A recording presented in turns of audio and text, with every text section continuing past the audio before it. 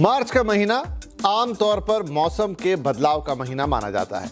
सर्दी विदा लेती है, हल्की गर्मी दस्तक देती है और लोग धीरे धीरे आने वाले समर सीजन के लिए खुद को तैयार करने लगते हैं। लेकिन इस बार तस्वीर बिल्कुल अलग है।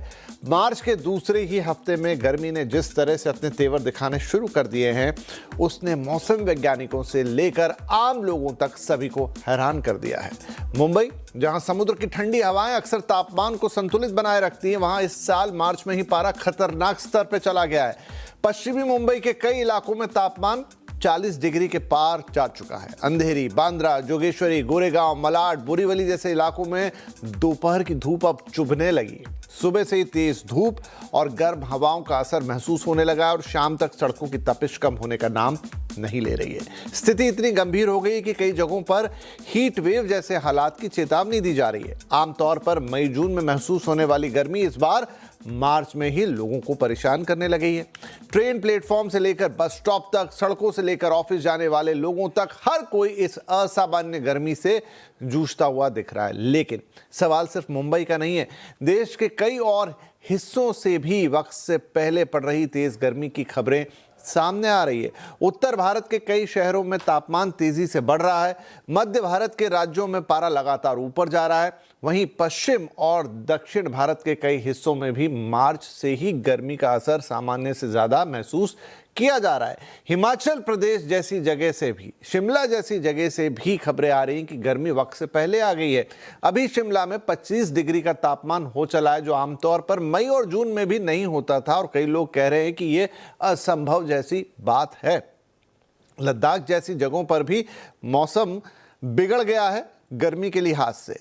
वहां पर भी पारा सामान्य से ऊपर जा रहा है। मौसम विभाग की ओर से कई राज्यों के लिए हीट वेव को लेकर शुरुआती चेतावनियां भी जारी की जा रही हैं। वैज्ञानिकों का कहना है कि अगर मार्च में ही तापमान का यह हाल है तो अप्रैल और मई में हालात कितने चुनौतीपूर्ण हो सकते हैं, इसका अंदाजा अभी से लगाया जा सकता है। और यही वजह है कि अब सवाल उठने लगे कि क्या ये सिर्फ एक अस्थायी मौसम का उतार चढ़ाव है या फिर ये बड़ा जलवायु परिवर्तन का असर है और ज्यादा साफ अब नजर आने लगा है। तो ये बड़ा सवाल आपके और हमारे मन में भी है। क्या इस साल गर्मी सामान्य से ज्यादा लंबी और ज्यादा तीखी रहने वाली है, क्योंकि मार्च के महीने में ही मई जून जैसा महसूस हो रहा है? क्या आने वाले महीनों में हीट वेव के मामले और तेजी से आएंगे? और सबसे अहम, क्या हमारे शहर और हमारी जीवन शैली इस बढ़ती गर्मी के लिए तैयार है? तो आज इसी पर हम करेंगे बड़ी बात और इसे समझने की कोशिश करेंगे कि आखिर मार्च में ही इतनी तीखी गर्मी क्यों लग रही है, मुंबई में तापमान इतना क्यों बढ़ गया है, देश के बाकी हिस्सों में मौसम का ट्रेंड आखिर क्या कह रहा है और आने वाले हफ्तों में मौसम का मिजाज कैसा रहने वाला है। और इन सभी सवालों के जवाब जानने के लिए आज हमारे साथ जुड़ रहे हैं चर्चा में देश के जाने माने मौसम विज्ञानी, स्काईमेट वेदर सर्विसेज के president GP Sharma ji. Sir, बहुत बहुत स्वागत है आपका। और आपसे हम जानेंगे कि मौसम के इस बदले हुए पैटर्न के पीछे क्या वजह है और क्या हम इसे माने कि गर्मी की अभी ये सिर्फ एक शुरुआत भर है या आगे नए नए रिकॉर्ड बनेंगे और अभी और परेशानियां हमें झेलनी है आगे चलते हुए। तो बहुत बहुत स्वागत है सर आपका इस शो में। धन्यवाद विपिन जी।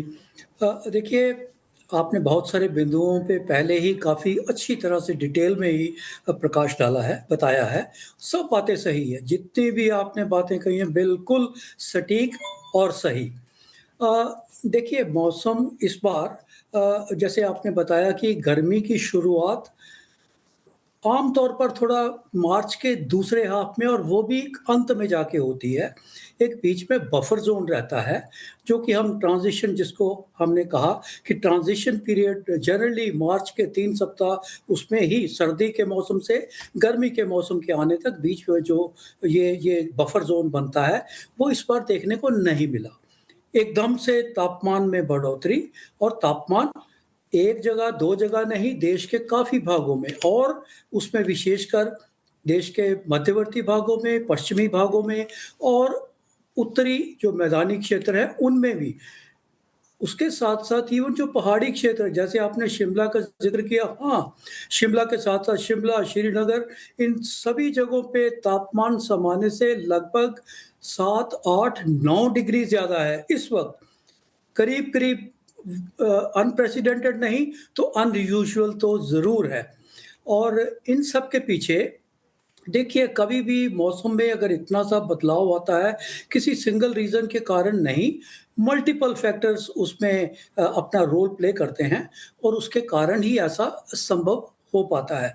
जलवायु परिवर्तन ज़रूर अपनी जगह ज़रूर है, कोई उसमें कोई नई बात नहीं है। हमें देखने को मिल रहा है जलवायु परिवर्तन का असर एक से दूसरे मौसम में, दूसरे से अगले में, वर्षा के सर्दी के मौसम में ऐसा देखने को ज़रूर मिल रहा है।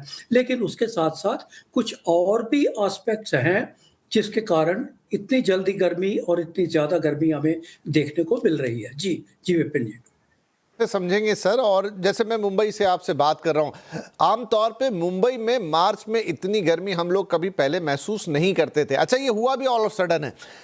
2-3-4 दिन पहले देखे तो मौसम प्लीजेंट था, अच्छा था, लेकिन 1-2 दिनों में वो इतना तेजी से पलटा खाया कि सीधा 40 के पार चला गया तापमान। इनफैक्ट मैंने तो पेपर में ये भी पढ़ा कि ये पिछले 4-5 साल का तो इसने रिकॉर्ड तोड़ा है। हमारे कुछ इलाकों में जैसे सांता क्रूज ऑब्जर्वेटरी में 40 या 41 के आसपास गया है टेम्परेचर, और ऑल टाइम हाई 41.7 का रहा है मार्च के एक पर्टिकुलर वीक के अंदर। अगर मतलब ये 0.7 डिग्रीज और चढ़ जाए या 1-8 डिग्री और चढ़ जाए तो ऑल टाइम हाई का रिकॉर्ड तोड़ देगा। इतना सडन चेंज क्यों? विपिन जी देखिए, मुंबई में पहले सप्ताह में ही 4 तारीख को, 5 तारीख को 38.9 दर्जे डिग्री सेंटीग्रेड टेम्परेचर तब पहुंच गया था। जितने कोस्टल स्टेशन होते हैं, उनमें थोड़ा क्राइटेरिया मैदानी क्षेत्रों से हीट वेव का अलग रहता है। जैसे ही तापमान अगर 37 डिग्री पहुंच जाता है और सामान्य से लगभग 4.5 या उससे ज़्यादा का फ़र्क होता है, तो हम कोस्टल स्टेशनों में भी हीट वेव की अनाउंसमेंट कर देते हैं और हो जाती है। इस हिसाब से मुंबई में पहले ही 4 और 5 तारीख को 2 दिन हीट वेव कंडीशंस रही। परसों की बात करें, एक बार फिर से तापमान 38 डिग्री से ज़्यादा हो गया। कल का तापमान 40 डिग्री आपने बिल्कुल ठीक बताया। 40 डिग्री इतनी जल्दी मार्च के महीने में मुंबई का तापमान एक बहुत ही अनयूजुअल सी रीडिंग है। और आम तौर पर ऐसा नहीं है कि मुंबई में तापमान 40 डिग्री नहीं जाता है, ज़रूर होता है। पिछले 15 साल का आंकड़ा मैं देख रहा हूँ तो लगभग 4 सालों में तो ज़रूर 40 के पार, लेकिन सभी उन 4 सालों में 2015 की बात करें, 18 की बात करें, 21 की बात करें, उनमें सब में या तो 26 मार्च या उसके बाद एक बार तो सबसे ज़्यादा तापमान जो हुआ है 41 डिग्री, वो 28 मार्च को हुआ है। 40 डिग्री के तापमान 26 मार्च को, लेकिन इस बार तो 9 मार्च को ही वो जो 9-10 मार्च के आसपास ही 40 का आंकड़ा उसको क्रॉस कर लिया। अनयूजुअल सा है थोड़ा ज़रूर। हाँ, उसके कारण ज़रूर अलग-अलग हैं। तो सबसे पहले तो मैं चर्चा करना चाहूँगा, देखिए शुरुआत तो विंटर सीज़न से ही हो गई थी। इस बार का विंटर सीज़न का रेनफॉल पिछले काफ़ी सीज़नों से बहुत ही कम रहा है। आप उत्तर भारत की बात करें और विशेषकर हम जैसे पहाड़ी क्षेत्रों की बात करते हैं, उनमें स्नोफॉल बहुत कम रहा। फरवरी के महीने में पूरे देश की बात करें तो 81% 81% शॉर्टफॉल रहा रेनफॉल में। इसी तरह स्नोफॉल भी डेफिसिट रहा पूरे पहाड़ी क्षेत्रों में, चाहे जम्मू कश्मीर, हिमाचल प्रदेश, उत्तराखंड में तो बहुत ही खराब स्थिति रही। उनमें बहुत कम स्नोफॉल, नॉर्मल से बहुत ही कम। देखिए, स्नोफॉल का बहुत बड़ा असर रहता है आने वाले दिनों के लिए, आने वाले प्री मानसून के समय के लिए।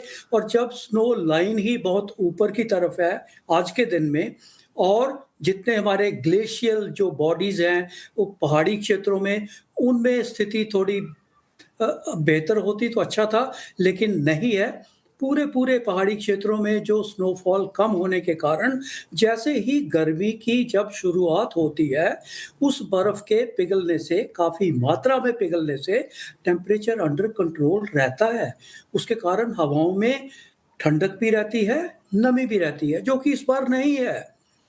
तो हमारे पश्चिम की बात करें तो हमारे जैसे थार डेज़र्ट की हम बात करते हैं, वहाँ पे और हमारे पश्चिमी सिंध, बलूचिस्तान, पाकिस्तान के काफ़ी सारे क्षेत्रों में इस बार गर्मी का प्रकोप ज़्यादा है।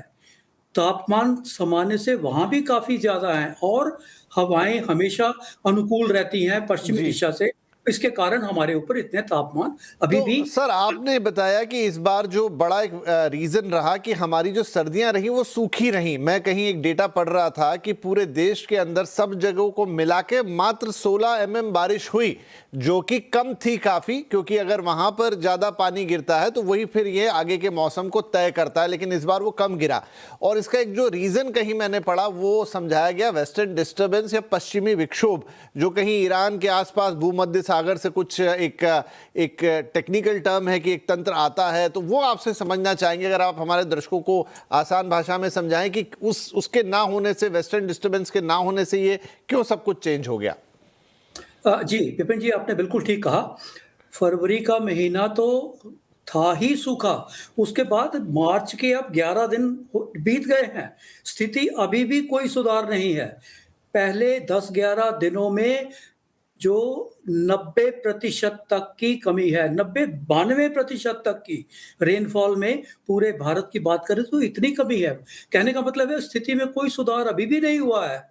तो आपने जैसे कहा कि वेस्टर्न डिस्टर्बेंस ये पश्चिमी विक्षोभ जिसको हम कहते हैं वेस्टर्न डिस्टर्बेंसेस जो ट्रैवल करती हैं far from the west Mediterranean sea से लेके उसके बाद अफ़गानिस्तान, पाकिस्तान से होते हुए हमारे पहाड़ी क्षेत्रों तक वो पहुँचती है। आम तौर पर देखा गया है कि फरवरी के महीने में इनकी संख्या सबसे ज़्यादा भी रहती है, हालाँकि स्टे चाहे कम हो जाता है, ड्यूरेशन कम हो जाती है, लेकिन सबसे ज़्यादा वो फरवरी के महीने में होती हैं। पर इस बार ऐसा हुआ कि हैं भी संख्या भी कम है, फ्रीक्वेंसी भी कम है और उनका जो प्रभाव है वो ज़्यादातर अगर है भी तो पहाड़ी क्षेत्रों में लिमिटेड वो भी देखने को मिला। पहाड़ी क्षेत्रों में भी जो मिड और हायर रीचेज़ हैं, हाई जैसे एलिवेटेड एरियाज़ जो लगभग 10-12 हज़ार फुट से ऊपर के ही एरिया हैं, उनमें थोड़ा प्रभाव देखने को मिला, वो भी नॉर्मल से काफ़ी कम। तो उसके चलते पहाड़ी क्षेत्रों में ही थोड़ी बहुत एक्टिविटी देखने को मिली, मैदानी क्षेत्रों में, राजस्थान समेत और उसके भी पश्चिम में, इन सभी जगहों पे सूखे की स्थिति बनी रही और जब लंबे समय तक सूखा चलता है, आपने ठीक कहा, ना तो हवा में नमी रहेगी, जो सॉइल मॉइस्चर नहीं रहता है, उसके सूखे होने के कारण उसकी जो कंडीशन है, हवा चलने पर आप देखेंगे कि dust raising winds, dust hedge उसकी उसकी फ्रीक्वेंसी बढ़ जाती है।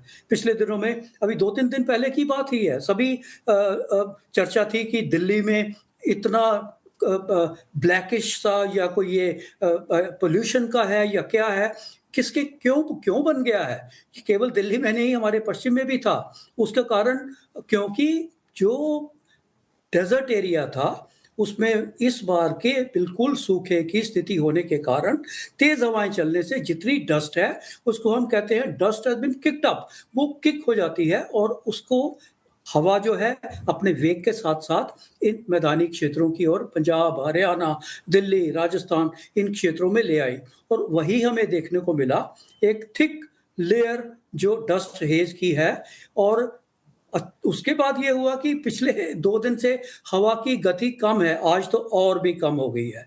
इसलिए उसका डिस्पर्शन जो है मुश्किल हो जाता तो है। सर ये क्या अब हम ये माने कि जो जिसे हम ग्लोबल वार्मिंग कहते हैं वो हर साल उसका थोड़ा असर या थोड़े साइन बढ़ते चले जा रहे हैं, गर्मियों का जो सेशन है वो लंबा होता चला जा रहा है और ये अब हमारा जो पूरा क्लाइमेट है वो धीरे धीरे ग्लोबल वार्मिंग की चपेट में आ रहा है, इसलिए हमको हर साल वो एक्सटेंडेड दिख रही हैं गर्मियाँ वक्त से पहले और ज़्यादा तीखी, ज़्यादा खतरनाक।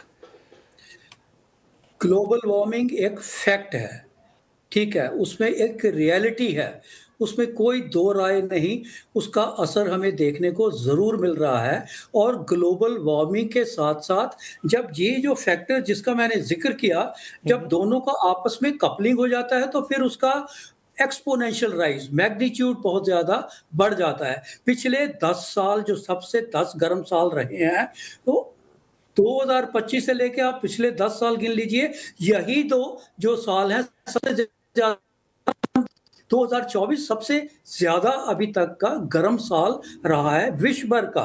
कहने का मतलब है कि ये काफ़ी विज़िबल है, विज़िबल मैनिफेस्टेशन या हीट का, जो ग्लोबल वार्मिंग की वजह से, क्लाइमेट चेंज की वजह से है। हम्म। तापमान लगातार बढ़ रहे हैं। एक जो प्री इंडस्ट्रियल एरा है, उसका हम हमेशा कहते हैं कि 1.5 तक कंट्रोल करने की कोशिश की जा रही है, लेकिन जी। उसके पास तो पहुँच गए हैं हम, पहले हम्म। ही पहुँच गए हैं। सो ग्लोबल वार्मिंग तो अलार्मिंग स्टेज पे है।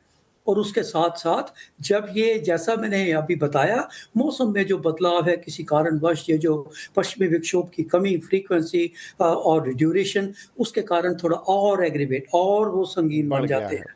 और यही जी। देखने को मिला। जी।